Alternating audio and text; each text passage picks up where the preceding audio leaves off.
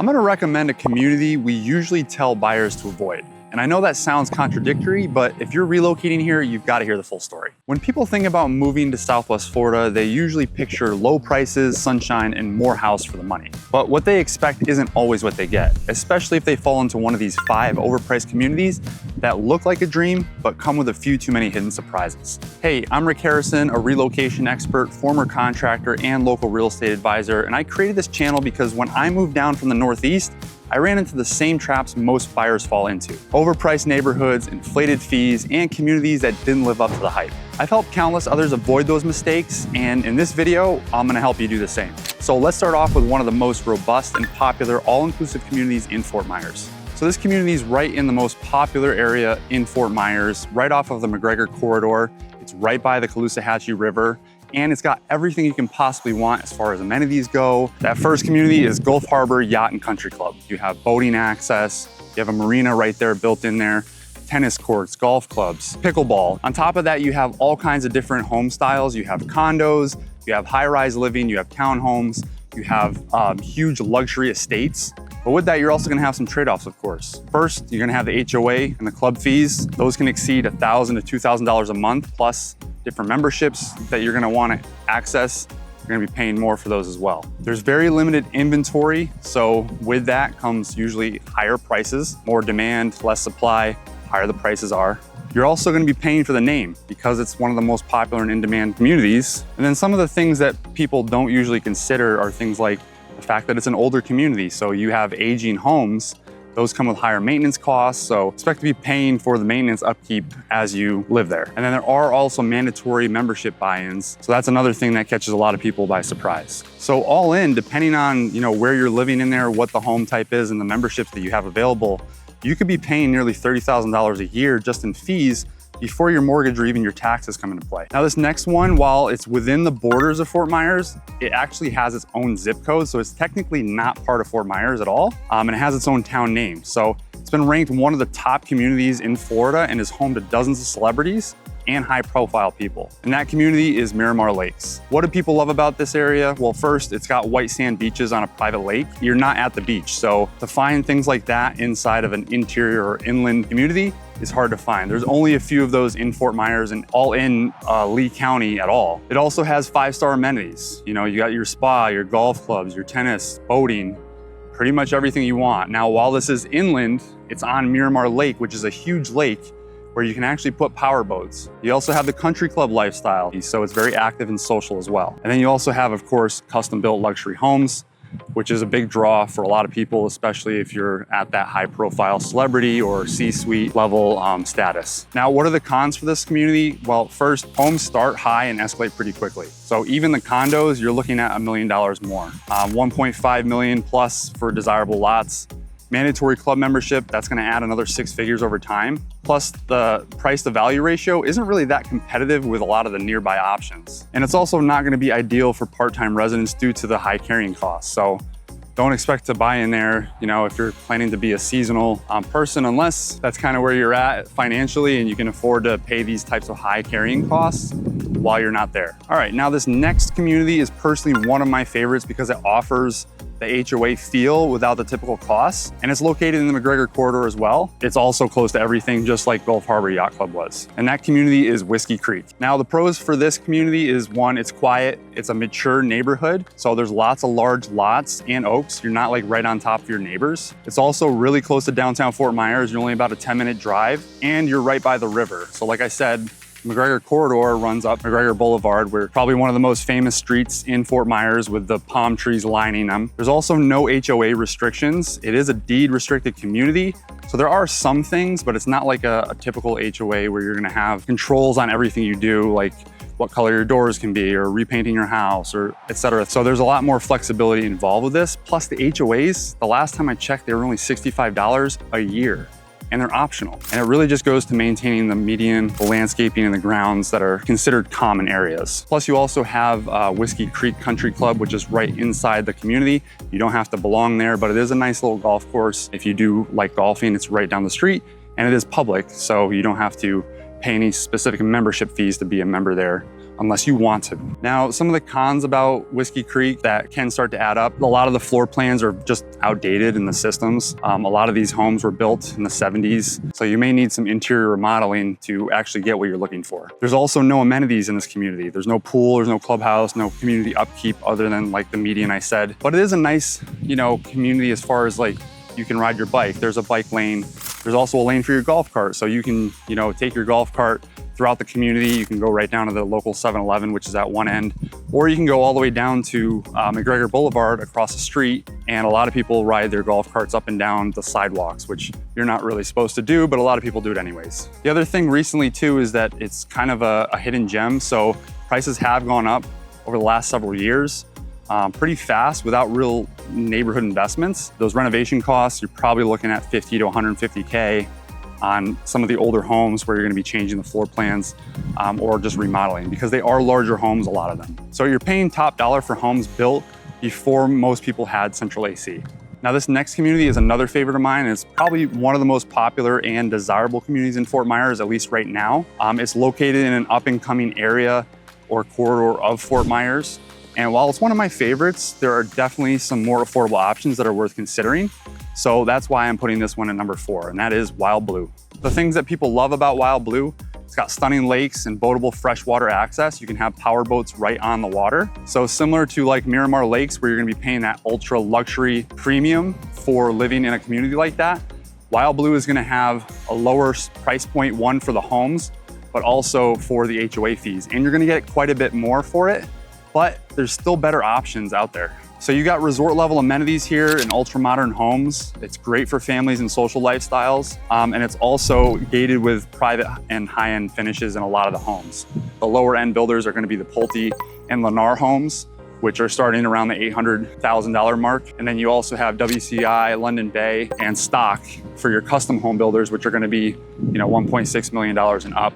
And those are in an actual gated area within the gated community. The homes can also quickly jump to 2 million or more. The community has also grown pretty fast, so values have possibly been overcorrected, and we're more recently seeing them come down a little bit. But these are all things to take into consideration. And then also, it's not ideal for buyers seeking longer term value over flash, because right now the prices have gone up over the last several years.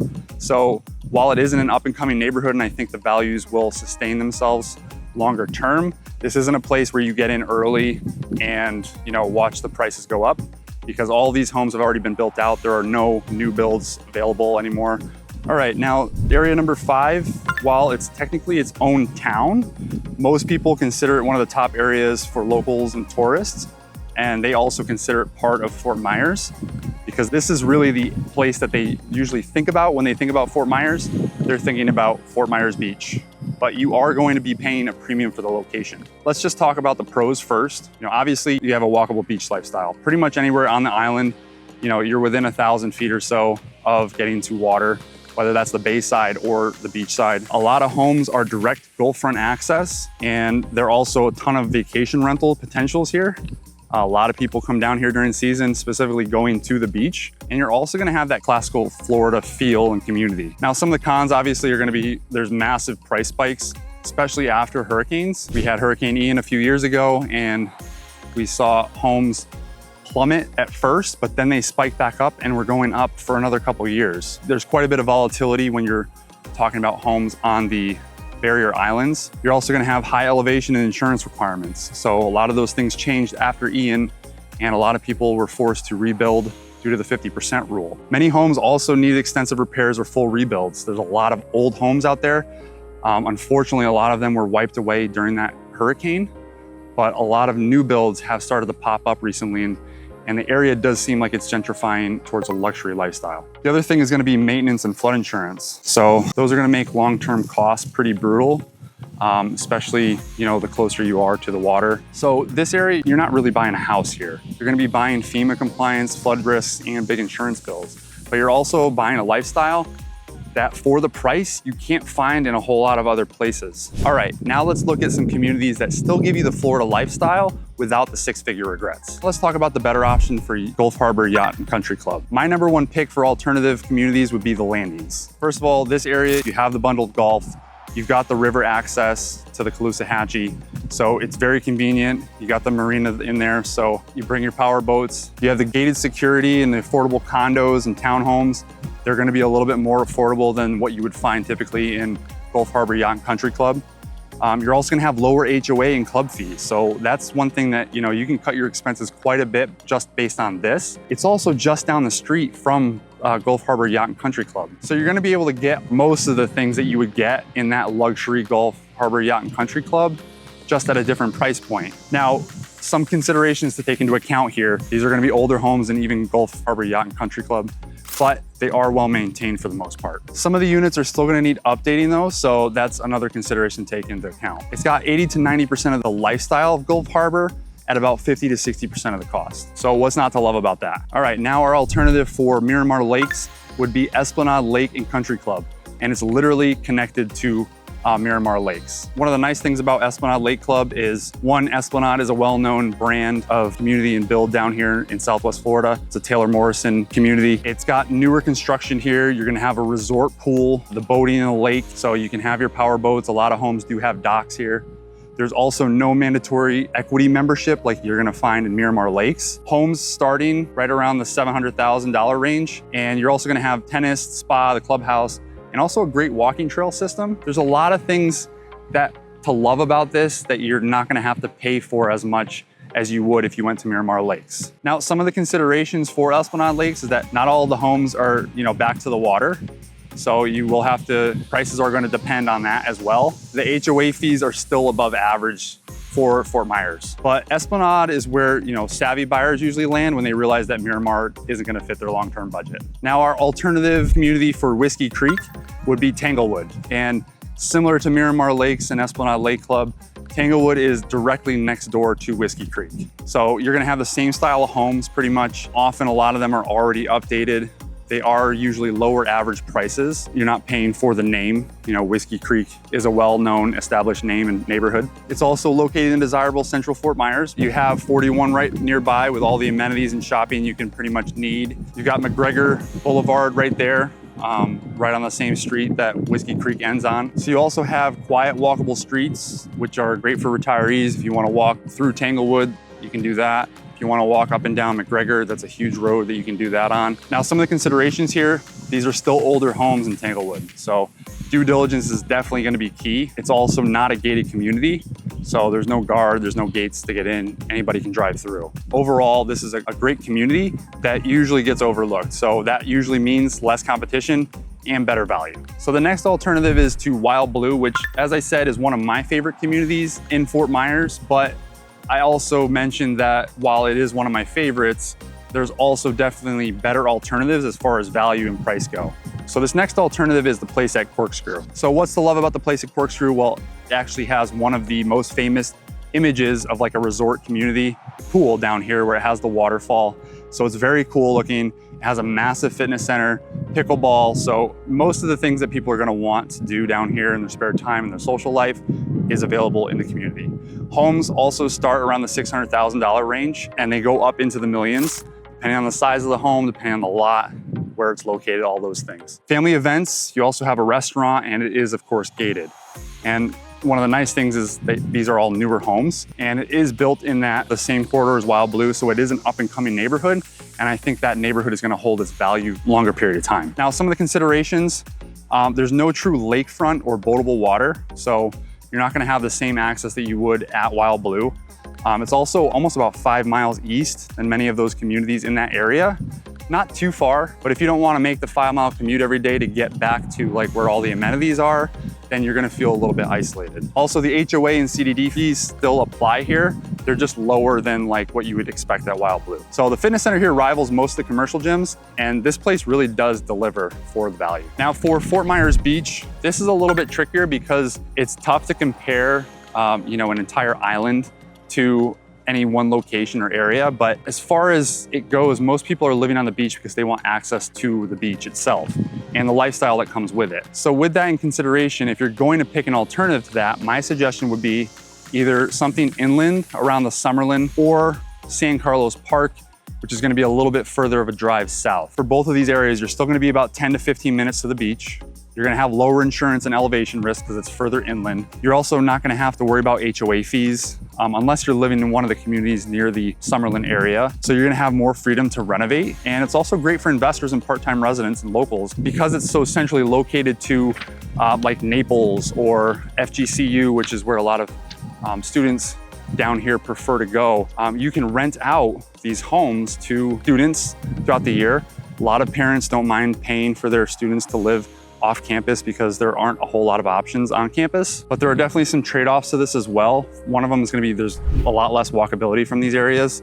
You're not gonna be able to walk to the beach. You know, there's also a lot of mixed conditions of home conditions. So you're definitely gonna need to do your homework. There's a lot of older homes. There's a lot of homes that just weren't really kept well maintained, but there's definitely some value here to that lifestyle if you don't want to pay for all the risks that come with living on a barrier island. So you're still living in paradise, you just don't have to rebuild it first. None of the expensive communities we covered are bad, but if you're looking for a certain feel and lifestyle and don't mind a few small compromises here and there, these alternative communities are definitely worth considering. But these communities aren't going to be a good fit for everyone. Maybe you've got a different budget, a different lifestyle in mind, or you're just not sure where to even begin to avoid making a six-figure mistake. If that's you, give me a call or send me an email. I'd be happy to help you compare your options and point you in the right direction. And if you're not quite ready to reach out, but want a crash course on Southwest Florida living, download my free relocation kit using the link in the description or by scanning the QR code on the screen. Thanks for watching. I hope this was helpful and I'll see you in the next one.